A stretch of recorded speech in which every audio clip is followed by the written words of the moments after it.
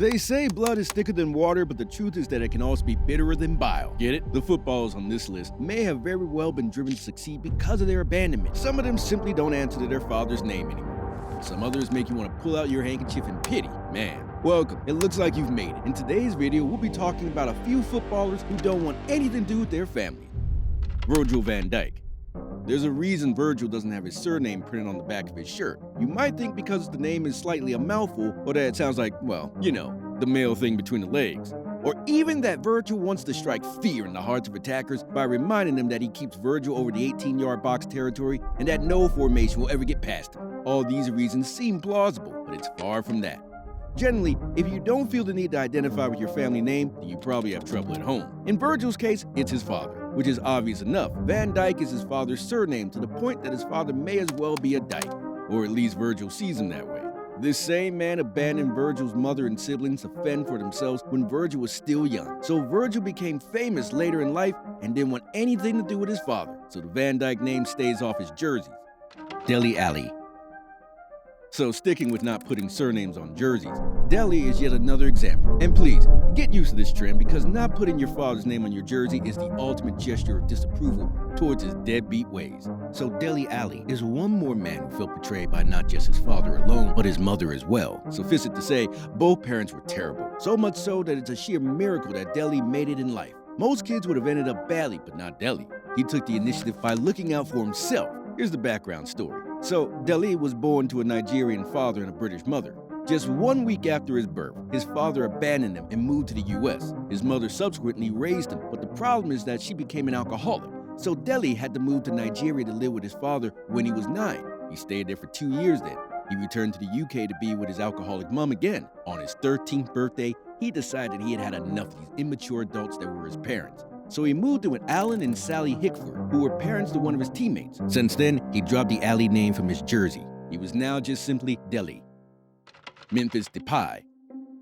Okay, this is getting a bit much. Why is it that every angry footballer likes to go by their first name alone? As we mentioned, dropping your father's name is the ultimate gesture of revenge. These footballers seem to be saying, hey, look at me now. You didn't think I would make it without you, did you? But in Memphis's case, we're not really sure if it's a gimmick to get sympathy from the public, or even to get a bigger paycheck from his employers in Barcelona. Like how they might have heard his sad story and took pity on him to the point of paying him as much as Messi. Either way, Memphis doesn't use his last name, and attributes this to his father abandoning him when he was just 4 years old. But his father has also come out to say that this is not exactly true. Dennis Depay, Memphis's father, claimed that he bought Memphis to his first football game. He also admits that things could have been better with his mom, but that doesn't give Memphis the right to cook up a story. But whatever the case, the Depay name still has yet to make it to the back of a jersey since 2012, when Memphis started his campaign.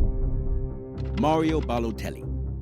Bad boy Balotelli's story has less to do with his parents abandoning him, and we know that you'd expect his story to be that way if you consider his antics on and off the pitch. You might even picture it as a grass to grace story of sorts, but this is far from true. To put things in context, Mario Balotelli didn't drop the name of his parents from his shirt, he simply changed it.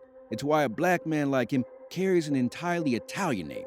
Balotelli is the surname of the folks who adopted him. His birth parents were named Barwa, and they had moved to Italy from Ghana before he was born. When Mario was young, he had certain health issues, and his birth parents were so poor they couldn't afford to take care of him. So social services took Balotelli away and placed him in the foster care of a man and his wife named Francesco and Silvia Balotelli. So it's the name of his foster parents. He was only allowed to see his birth parents on the weekend, but along the line, bad boy Balotelli showed his true colors and rejected his birth parents. The Balotellis never really adopted him, so Mario had to wait till he turned 18 to be granted Italian citizenship.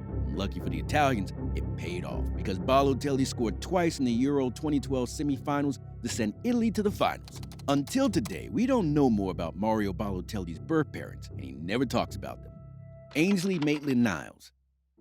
Who is this guy, you might ask? We don't even know him, so we don't care if he has daddy issues. But we can tell you that this case is different. In fact, it's two football brothers, Ainsley and Cordy, abandoning their mother Jules, who single-handedly raised him. Ainsley is linked to Arsenal, and presently, he has good money. So it was a surprise to everyone when Jules came out to say she has no place to stay and that she sneaks into storage facilities or warehouses every night to get her sleep. It's even more of a surprise to everyone because when Ainsley made his debut with Arsenal, he told the world in an interview that he would buy his mom a house with his first few paychecks. And so, fast forward a few years later, when Ainsley turned 20, a big rift comes between the brothers and their mother. It all started when Jules got into a fight with negotiators from Arsenal. She was probably looking out for her son's welfare. Afterwards, Ainsley gifted his mother a vacation to Australia to get her rehabilitated. But then, since she returned, things have only gotten colder between them. Her sons moved out of the house, and neither of them has given us a hint as to what really happened. Lucas and Theo Hernandez. Lucas and Theo Hernandez played for Bayern Munich and AC Milan, respectively. And did you know their father played for Atletico as a defender during his career? He was also an irresponsible man, you know. The kind that lets being famous get into his head. So when the boys were little, he divorced their mother. And so she raised them on her own and even pointed them towards their father's profession, just so she could say to his face, "My boys are better men and better footballers than you ever were." However, Lucas and Theo have a good attitude about the fact that they were abandoned. Unlike Ainsley or Cordy from the previous one we mentioned, they have taken it in stride and love their mother to death. Both men have started their own nuclear families, and they admit they are not bothered about the absence of their father all through the years. And since he has not sought them out, it's best for everyone to keep it that way. Essentially, they are not desperate to meet him, and this feeling seems mutual. Emmanuel Adebayor. Emmanuel's family troubles begin to sound like an African movie. Adebayor has played for both Arsenal and Man City, and in the process, acquired a decent fortune. He has secured property back home in Togo, and has even asked his family members to be caretakers there. But in a twist of circumstances, Emmanuel has said that this same family he is trying to help is deliberately rooting for his downfall. And trust us when we say there is real evidence of this. If only they could just step back a little and see that Emmanuel's wealth could benefit everyone in the family. But no, they would rather tear him down. And if that's not an African movie right there, then correct us. The list of Emmanuel's family woes is endless, but a few are classic cases. In one instance, his brother sent a letter to Real Madrid telling them not to sign Emmanuel. There's the one where his sister has annexed the house he built for herself. Emmanuel also alleges his mother has placed a voodoo curse on him. His family has essentially cornered all the property he put his money into, pending the event that he accidentally dies prematurely.